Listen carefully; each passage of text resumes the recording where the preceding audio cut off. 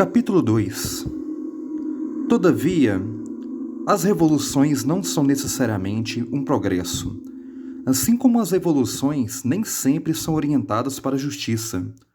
Tudo muda, tudo se move na natureza, em um movimento eterno, mas, se pode haver progresso, pode também existir retrocesso.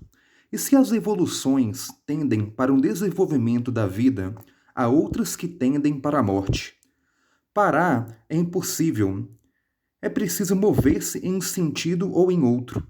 E o reacionário insensível, ou o liberal meloso, que lançam gritos de pavor ao ouvirem a palavra revolução, caminham, de qualquer forma, para uma revolução, a última, que é o grande repouso. A doença, a senilidade, a gangrena são evoluções, da mesma forma que a puberdade. A chegada dos vermes ao cadáver, assim como o primeiro choro da criança, indica que uma revolução produziu-se. A fisiologia, a história, estão lá para mostrar-nos que há evoluções que se chamam decadência e revoluções que são a morte. A história da humanidade, conquanto ela nos seja parcialmente conhecida, somente num curto período de alguns milhares de anos, já nos oferece inumeráveis exemplos de tribos e povos, cidades e impérios que pereceram miseravelmente em consequência de lentas evoluções que provocaram sua queda. Múltiplos são os fatos de todas as ordens que puderam determinar essas doenças de nações, de raças inteiras. O clima e o solo podem ter piorado, como certamente aconteceu em vastas extensões na Ásia Central, onde lagos e rios secaram, onde a eflorescência, salinas recobriram terras outrora férteis. As invasões de hordas inimigas devastaram certas regiões tão profundamente que elas permaneceram para sempre desoladas.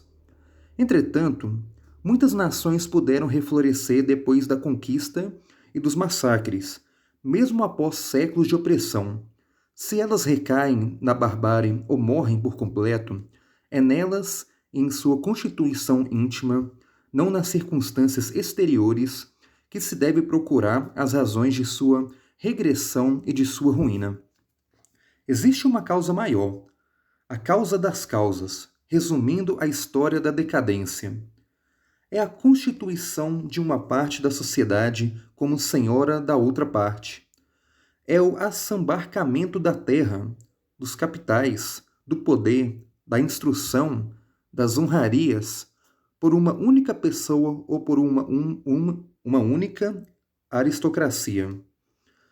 Assim, quando a multidão imbecil não tem mais capacidade de revolta contra esse monopólio de um pequeno número de homens, está virtualmente morta. Seu desaparecimento é apenas uma questão de tempo. A peste negra logo chega para varrer essa inútil profusão de indivíduos sem liberdade.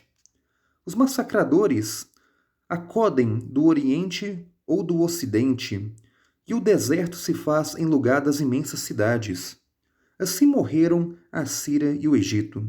Assim desmoronou a Pérsia.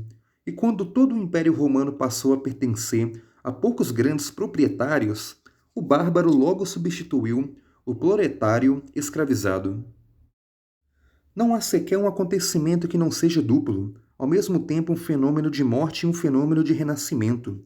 Quer dizer, a resultante de evoluções de decadência e de progresso.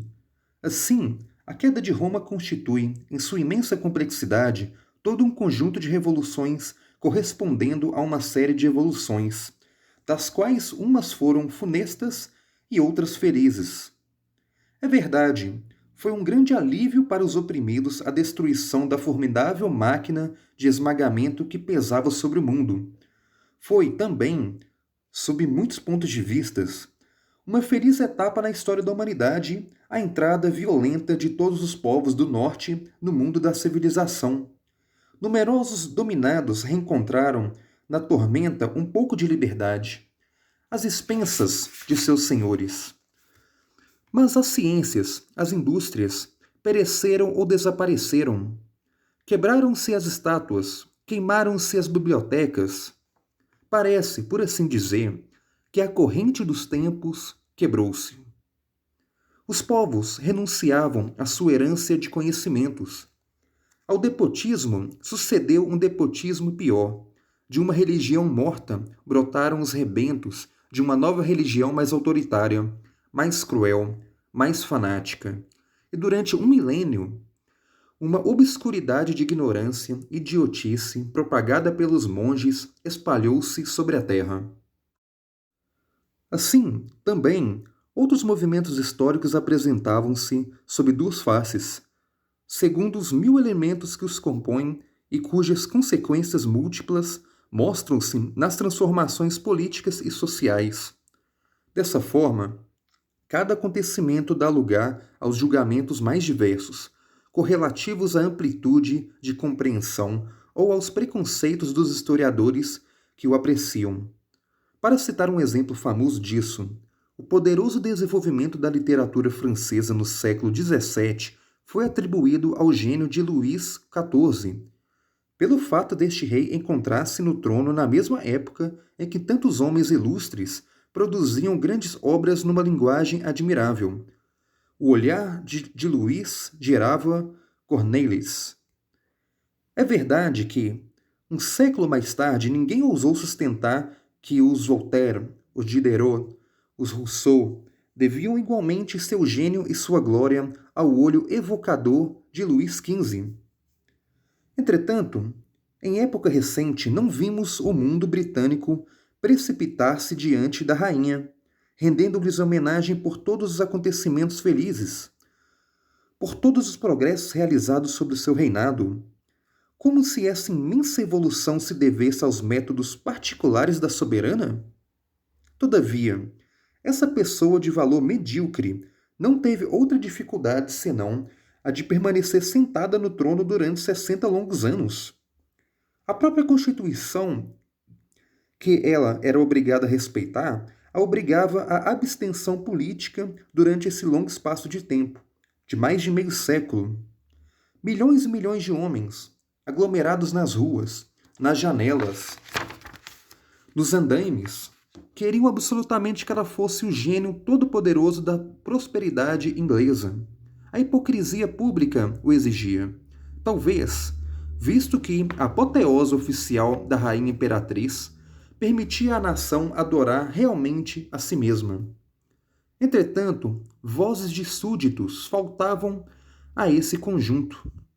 Viram-se famélicos irlandeses hastearem a bandeira preta e, nas cidades da Índia, multidões investirem contra os palácios e as casernas. Mas há circunstâncias em que o elogio do poder parece menos absurdo e afigura-se, inclusive, à primeira vista, completamente justificado. Pode acontecer que um bom rei, um Marco Aurélio, por exemplo, um ministro de sentimentos generosos, um funcionário filantropo, um déspota benfeitor, em resumo, empregue sua autoridade em proveito de tal ou qual classe do povo, tome alguma medida útil a todos, decrete a abolição de uma lei funesta, coloque-se no lugar dos oprimidos para vingar-se de poderosos opressores. Estas são felizes conjecturas, mas, pelas próprias condições do meio, elas produzem-se de um modo excepcional, pois os grandes têm mais oportunidades do que outros para abusar de sua situação, cercados, como são, por pessoas interessadas em mostrar-lhes as coisas sobre uma aparência enganadora. Ainda que eles passeassem disfarçados à noite, como Harun al-Rashid, se-lhes-ia impossível saber a verdade completa, apesar da sua boa vontade. Seus atos estão mal embaçados, desviados do objetivo, desde o ponto de partida, sob a influência do capricho, das hesitações, dos erros e das faltas, voluntárias ou involuntárias, cometidas pelos agentes encarregados da realização. Todavia, há casos em que, com toda certeza, A obra dos chefes, reis, príncipes ou legisladores é francamente boa em si, ou pelo menos bastante pura de toda a mistura. Nessas circunstâncias, a opinião pública, o pensamento comum, a vontade oriunda de baixo forçaram os soberanos à nação. Mas, então, a iniciativa dos senhores é apenas aparente. Eles cedem a uma pressão que poderia ser funesta e que dessa vez é útil, visto que as flutuações de massa produzem-se a miúde mais no sentido progressivo do que no regressivo, ainda com maior frequência quando a sociedade encontra-se em um estado de progresso geral. A história contemporânea da Europa, da Inglaterra principalmente, oferece-nos 1000 exemplos de medidas equitativas que não provêm, de forma alguma, da boa vontade dos legisladores, mas que lhes foram impostas pela multidão anônima. O signatário de uma lei que reivindica o mérito desta, aos olhos da história, é, na realidade, o simples registrador de decisões tomadas pelo povo, seu verdadeiro senhor. Quando os impostos sobre os cereais foram abolidos pelas câmaras inglesas, os grandes proprietários, cujos votos diminuíam seus próprios ganhos, deixaram-se converter, ainda que muito penosamente, à causa do bem público. Mas, a despeito deles próprios, acabaram por conformar-se com as injunções diretas da multidão. Por outro lado, quando, na França, Napoleão III, secretamente aconselhada por Richard Cobden, estabeleceu algumas medidas de livre mercado. Não foi apoiado nem por seus ministros, nem pelas câmaras, nem pela massa da nação. As leis que mandou votar por sua ordem não deveriam subsistir, e seus sucessores, confiantes na indiferença do povo, aproveitaram-se da primeira oportunidade para restaurar as práticas do protecionismo e quase de proibição, em proveito dos ricos industriais e dos grandes proprietários. O contato de civilizações diferentes produz situações complexas, nas quais alguém pode se deixar levar facilmente pela ilusão de atribuir ao poder forte, entre aspas, uma honra que cabe a outras causas bem diferentes. Assim, acredita-se o mérito ao governo britânico da Índia por ter proibido o suti, ou sacrifício de viúvas nas fogueiras de incineração dos cadáveres de seus maridos, quando, na realidade, deveria ficar surpreso, ao contrário, com o fato de as autoridades inglesas terem resistido, durante tantos anos e com tantas razões absurdas, ao desejo dos homens de coração, na Europa e na própria Índia, pela supressão desses holocaustos. Perguntava-se, com estupefação, por que o governo se fazia cúmplice de uma turba de carrascos imundos ao não abrogar as instruções bramânicas desprovidas de toda sanção senão a dos textos dos Vedas, incontestavelmente falsificados. É verdade, a abolição de tais horrores foi um bem, ainda que um bem tardio, mas quantos males tiveram de ser atribuídos também ao exercício desse poder, entre aspas, tutelar? Quantos impostos opressivos, quantas misérias e, durante os períodos de fome, quantos famélicos enchendo as estradas com seus cadáveres? Todo o acontecimento, todo o período da história, por oferecer um duplo aspecto, faz com que seja impossível julgá-los em bloco. O próprio exemplo do Renascimento, que possui a Idade Média e a obscuridão do pensamento, mostra-nos como duas revoluções podem realizar-se simultaneamente, uma causa de decadência, a outra de progresso. O próprio período do Renascimento, que reencontrou os monumentos da antiguidade, decifrou seus livros e seus ensinamentos, extraiu a ciência das fórmulas supersticiosas e lançou novamente os homens no caminho dos estudos desinteressados. Teve também como consequência a interrupção definitiva do movimento artístico espontâneo, que se desenvolveu tão maravilhosamente durante o período das comunas e das cidades livres. Isto ocorreu repentinamente, como um transbordamento de rio, destruindo as culturas dos campos ribeirinhos. Tudo deve, tudo teve de recomeçar, e quantas vezes a banal imitação do antigo substituiu obras pelo menos tinham mérito de serem originais. O renascimento da ciência e das artes foi acompanhado, paralelamente, no mundo religioso, pela cisão do cristianismo, a qual se deu o nome de Reforma. Pareceu natural, por muito tempo, ver nessa revolução uma das crises benfeitoras da humanidade, resumida pela conquista do direito de iniciativa individual, pela emancipação dos espíritos que os sacerdotes tinham mantido em servil ignorância.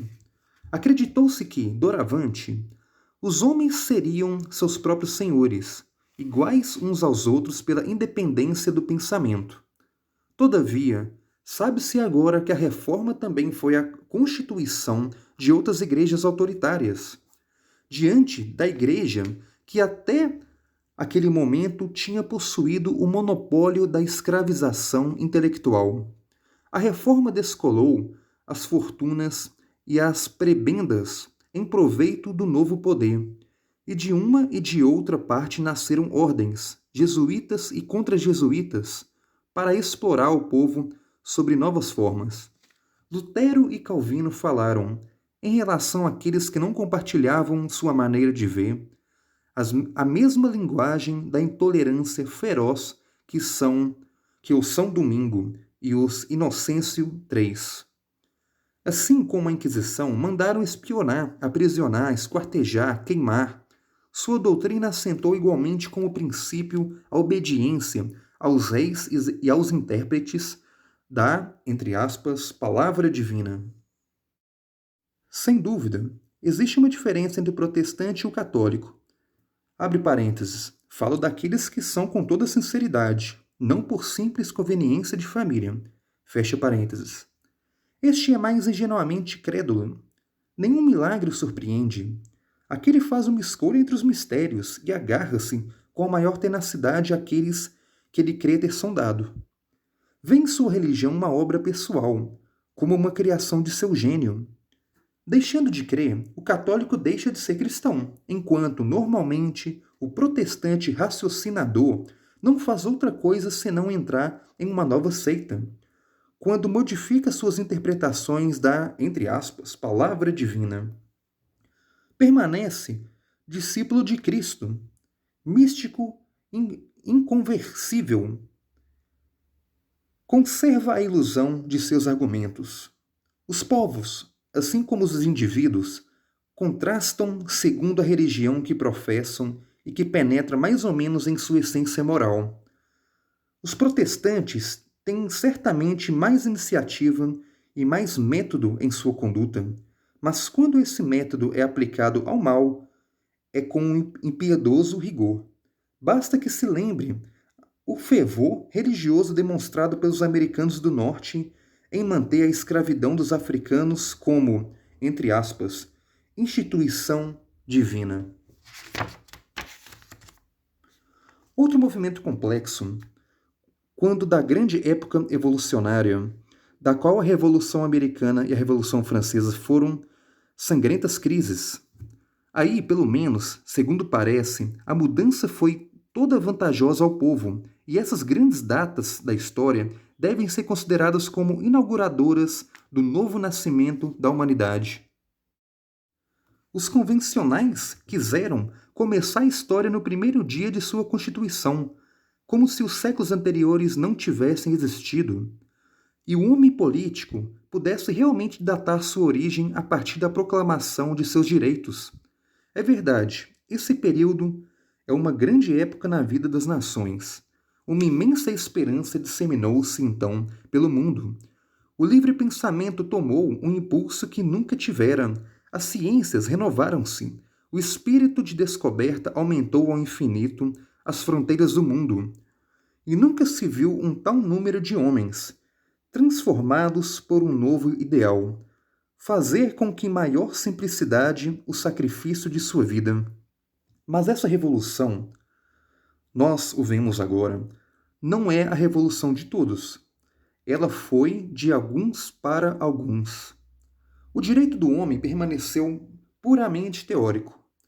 A garantia da propriedade privada, que se proclamava ao mesmo tempo, tornava-o ilusório. Uma nova classe de desfrutadores ávidos pôs-se ao trabalho de assambarcamento. A burguesia substituiu a classe desgastada, já cética e pessimista, da velha nobreza, e os recém-chegados aplicaram-se com um ardor e uma ciência que as antigas classes jamais tiveram, a explorar a multidão daqueles que nada possuíam. É em nome da liberdade, da igualdade, da fraternidade que se cometem, doravante, todas as maldades. Era para emancipar o mundo que Napoleão fazia seguir atrás dele 1 milhão de degoladores. É para fazer a felicidade de suas caras pátrias respectivas que os capitalistas constituem as vastas propriedades, constroem as grandes fábricas, estabelecem os poderosos monopólios que restabelecem, sob uma nova forma, a escravidão de outrora. Assim, as revoluções foram sempre de duplo efeito. Pode-se dizer que a história oferece, em todas as coisas, seu anverso e seu reverso. Aqueles que não querem contentar-se com vãs palavras devem, portanto, estudar com uma crítica zelosa, interrogar com cuidado os homens que sustentam ter se devotado por nossa causa. Não basta gritar revolução, revolução, para que seguíssemos imediatamente aquele que sabe envolver-nos. Sem dúvida, é natural que o ignorante siga seu instinto. O touro provocado precipita-se sobre um pano vermelho, e o povo sempre oprimido lança-se com furor ao primeiro que lhe é indicado. Uma revolução qualquer sempre é boa quando se produz contra um senhor ou contra um regime de opressão. Mas, se ela deve suscitar um novo despotismo, pode-se perguntar se não teria sido melhor dirigi-la de outra forma. Chegou o tempo de só empregar forças conscientes. Os evolucionistas, alcançando, enfim, o perfeito conhecimento do que querem realizar na próxima revolução, têm outra coisa a fazer que não seja exaltar os descontentes e precipitá-los na confusão, sem objetivo e sem bússola. Pode-se dizer que até agora nenhuma revolução foi absolutamente racional. E é por isso que nenhuma triunfou completamente. Todos esses grandes movimentos foram, sem exceção, atos quase inconscientes por parte das multidões que se achavam envolvidas, e todos, tendo sido mais ou menos dirigidos, só fizeram com que os líderes hábeis conservassem seu sangue frio. Foi uma classe que fez a reforma e que colheu seus frutos. Foi uma classe que fez a Revolução Francesa e que explora os benefícios da mesma, impondo grandes sacrifícios aos infelizes que a serviram para proporcionar-lhes a vitória. E, ainda em nossos dias, o, entre aspas, quarto estado, esquecendo os camponeses, os prisioneiros, os vagabundos, os sem trabalho, os desclassificados, de toda espécie, não corre o risco de considerar-se como uma classe distinta e trabalhar, não para a humanidade, mas para seus eleitores, suas cooperativas e seus comandatários? Assim, toda revolução teve o seu dia seguinte. Na véspera, empurrava-se o povo ao combate. No dia seguinte, enxortava-se o mesmo a moderação. Na véspera, asseguravam-lhe que a insurreição é o mais sagrado dos deveres, e, no dia seguinte, pregavam-lhe que, entre aspas, abre, o rei é a melhor das repúblicas, fecha aspas. Ou que a perfeita devoção consiste em abre aspas, colocar 3 meses de miséria a serviço da sociedade, fecha aspas. Ou ainda que nenhuma arma pode substituir a cédula de voto. De revolução em revolução, o curso da história assemelha-se a de um rio estancado de espaço em espaço por comportas. Todo governo, todo partido vencedor tenta, por sua vez, represar a correnteza para utilizá-la, à direita e à esquerda, em suas pastagens e em seus moinhos.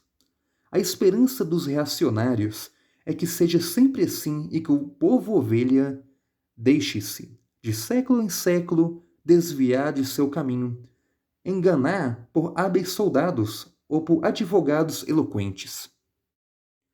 Esse eterno vai e vem que nos mostra, no passado, a série das revoluções parcialmente abortadas, a labuta infinita das gerações que sucedem penosamente, rolando incessantemente o rochedo que as esmaga, essa ironia do destino que mostra cativos rompendo seus grilhões para se deixarem agriolhar novamente, tudo isso é causa de uma grande perturbação moral. E, entre os nossos, vemos quem, perdendo a esperança e a fadiga antes de ter combatido, cruza os braços e entrega-se ao destino, abandonando seus irmãos. É que eles não sabiam ou só sabiam parcialmente. Ainda não viam claramente o caminho que deviam percorrer, ou então espelhavam-se fazer-se transportar pelo acaso, como um barco cujo vento favorável infla as velas. Eles tentam obter êxito, não pelo conhecimento das leis naturais ou da história, não por sua tenaz vontade, mas pela sorte ou por vagos desejos, semelhantes aos místicos que, ainda que caminhando sobre a terra, imaginam ser guiados por uma estrela brilhando no céu. Escritores que se comprazem no sentimento de sua superioridade e que as agitações da multidão enchem de um perfeito desprezo, condenam a humanidade a mover-se, assim, no círculo sem saída e sem fim. Segundo eles, a multidão será sempre incapaz de refletir, cabendo isto aos demagogos. Estes, segundo seu interesse, dirigirão as massas de ação em reação, em seguida novamente em sentido inverso. Com efeito, da multidão dos indivíduos amontoados uns sobre os outros, manifesta-se facilmente uma alma comum, toda subjugada por uma mesma paixão, deixando-se levar pelos mesmos gritos de entusiasmo ou pelas mesmas vociferações, formando um único ser de 1000 vozes frenéticas de amor ou de ódio. Em alguns dias, em algumas horas, o turbilhão dos eventos leva a mesma multidão às manifestações mais contrárias de apoteose ou de maldição. Aqueles dentre nós que combateram pela comuna conhecem essas terríveis ressacas da maré humana. Na partida para os postos avançados, acompanhavam-nos saudações comoventes. Lágrimas de admiração brilhavam nos olhos daqueles que nos aclamavam. As mulheres agitavam seus lenços carinhosamente. Mas qual foi a acolhida dos heróis da véspera que, depois de ter escapado do massacre, retornaram como prisioneiros entre 2 fileiras de soldados? Em muitos bairros, o povo compunha-se dos mesmos indivíduos. Mas que contraste absoluto em seus sentimentos e em sua atitude! Que conjunto de gritos e de maldições! Que ferocidade nas palavras de ódio, entre aspas, abre. A morte, a metralhadora, ao moinho de café, a guilhotina, fecha aspas. Todavia, existe multidão e multidão, e segundo os impulsos recebidos, a consciência coletiva, que se compõe das 1000 consciências individuais, reconhece mais ou menos claramente, conforme a natureza de sua emoção, se a obra realizada foi de fato boa. Por sinal, é certo que o número dos homens que conservam sua individualidade com orgulho, que permanecem eles próprios com suas convicções pessoais, são própria, sua própria linha de conduta aumenta em proporção do progresso humano. Às vezes, esses homens cujos pensamentos concordam, ou pelo menos se aproximam dos outros, são bastante numerosos para constituir, sozinhos, assembleias onde as palavras e as vontades estão de acordo. Sem dúvida, os instintos espontâneos, os costumes irrefletidos podem ainda despontar, mas apenas por um certo tempo, e a dignidade pessoal acaba por vencer. Vimos essas reuniões respeitadoras de si mesmas, bem diferentes das massas berrantes que se aviltam até a bestialidade. Pelo número, elas têm a aparência de multidão, mas, pelo comportamento, são agrupamentos de indivíduos que permanecem eles próprios por convicção pessoal, ainda que constituindo um conjunto de um ser superior, consciente de sua vontade, resoluto em sua obra. Comparou-se, a miúde, as multidões com exércitos, que, segundo as circunstâncias, são levados pela loucura coletiva do heroísmo ou dispersados pelo pânico. Mas não faltam exemplos na história de batalhas nas quais homens resolutos, convictos, lutaram até o fim, com toda a consciência e firmeza de vontade. Com certeza, as oscilações das multidões continuam a produzir-se, mas em que medida? Cabem aos acontecimentos nos dizer.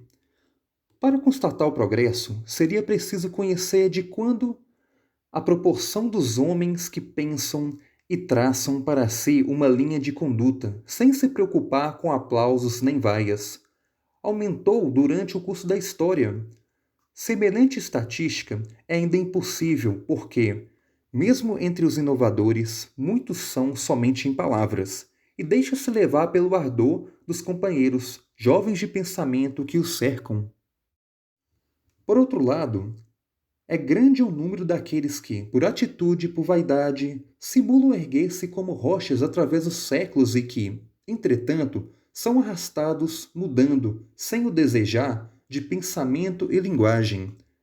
Hoje, qual é o homem que, numa conversa sincera, não é obrigado a declarar-se mais ou menos socialista?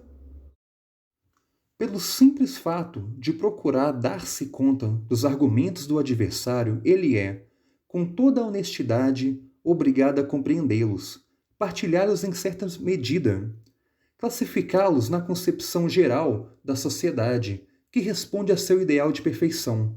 A própria lógica o obriga a inserir as ideias alheias nas suas.